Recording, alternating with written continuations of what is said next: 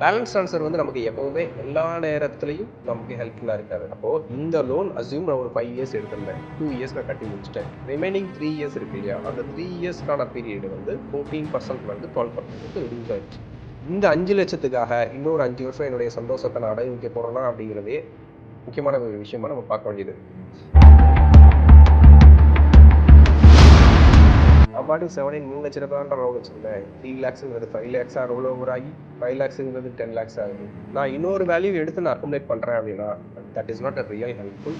நாம் நார்மலையே அடங்கி வச்சுக்கிட்டே இருக்கிறோம் அப்படிங்கிறது.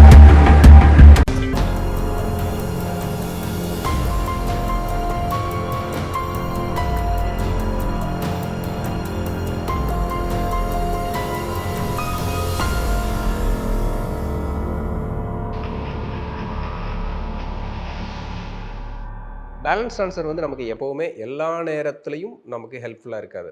எக்ஸாம்பிள், இப்போ நான் வந்து எனக்கு ஒரு 3 லேக்ஸ் பர்சனல் லோன் என்கிட்ட இருக்குது. At the rate of 14% interest. இப்போது இந்த 3 லேக்ஸ் ஆஃப் லோன் வேல்யூவை நான் க்ளோஸ் பண்ணணும். அட் த சேம் டைம் எனக்கு இன்னொரு 2 லேக்ஸ் எனக்கு ரெக்யர்மெண்ட் இருக்குது. இப்போ நான் என்ன பண்ண போகிறேன் அப்படின்னா, இன்னொரு பேங்க்கர்கிட்ட நான் ஒரு 5 லேக்ஸ் லோன் கேட்குறேன். இந்த 3 லேக்ஸ் லோனு பேலன்ஸ் ட்ரான்ஸ்ஃபர் அந்த பேங்க்குக்கு போயிடும். இந்த 5 லேக்ஸ் லோன் கொடுக்குறவங்க எனக்கு என்ன பண்ணுவாங்க அப்படின்னாக்க, at the rate of 11.99 or 12% எனக்கு இன்ட்ரெஸ்ட் ரேட்டு கொடுக்குறாங்க.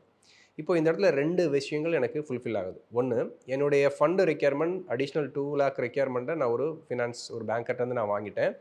எக்ஸிஸ்டிங் இருக்கக்கூடிய 3 லேக்ஸ் லோனை வந்து 14%லேருந்து நான் ஒரு 11.99 12%க்கு நான் ரெடியூஸ் பண்ணிட்டேன்.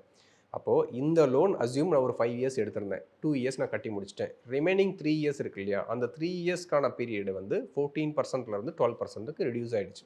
நம்பர் 1 இதில் இருக்கக்கூடிய அட்வான்டேஜ். நம்பர் 2, இன்றைக்கு என்னுடைய தேவை என்ன, 2 லேக்ஸ். அந்த 2 லேக்ஸ் எனக்கு இந்த பேங்க்கிட்டேருந்து வந்துச்சு. இந்த 2 ரெக்யர்மெண்ட் எனக்கு ஃபுல்ஃபில் ஆகிடுச்சு. பட் ஓகே, இதில் இருக்கக்கூடிய டிஸ்அட்வான்டேஜ் என்ன அப்படின்னு சொல்லி பார்த்தீங்கன்னா, இந்த 2 லேக்ஸ் நான் லோன் வாங்கினேன் தெரியுமா, இது என்னுடைய என்ன தேவைக்காக வாங்கினேன் அப்படிங்கிறத பொறுத்து தான் இது ரியலி எனக்கு ஹெல்ப்ஃபுல்லாக இருக்க போகிறதா, இல்லை இந்த 5 லட்சத்துக்காக இன்னொரு 5 வருஷம் என்னுடைய சந்தோஷத்தை நான் அடகு வைக்க போகிறேன்னா அப்படிங்கிறதே முக்கியமான ஒரு விஷயமா நம்ம பார்க்க வேண்டியது இருக்குது. ஏன்னா என்னுடைய தேவை 2 லட்சம் தான். அந்த 2 லட்சத்தை மட்டும் நான் லோன் வாங்கியிருந்தாலே போதும். பட் ஆனால் இப்போ நான் என்ன பண்ணுறேன் அப்படின்னாக்க, என்னுடைய எக்ஸிஸ்டிங் லோனையும் இன்றைக்கி தேவையான லோனையும் நான் ஒரு குமுலேட்டிவாக ஒரு ஓவரால் ஒரு ஃபிகராக நான் 5 லேக்ஸை அக்குமுலேட் பண்ணிட்டேன்.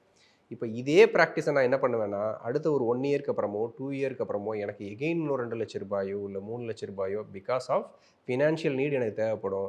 அப்போ இந்த 5 லட்சத்தை நான் எகெயின் ஒரு பேலன்ஸ் ட்ரான்ஸ்ஃபர் போட்டு 7 லேக்ஸோ இல்லை 8 லேக்ஸோ இல்லை 10 லேக்ஸோ நான் அக்குமுலேட் பண்ணுவேன். இப்போது இந்த இடத்துல உங்களுக்கு ஒரே ஒரு விஷயம் டவுட் வரும்.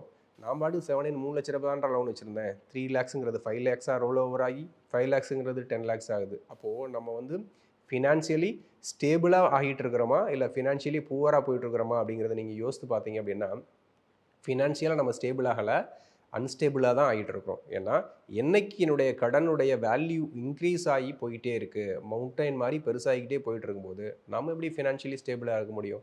அந்த மவுண்டன் கொஞ்சம் கொஞ்சமாக குறைஞ்சி சின்னதாக வந்தால் மட்டும்தான் நம்மளால் ஃபினான்ஷியலி ஸ்டேபிள்னே நம்ம சொல்ல முடியும்.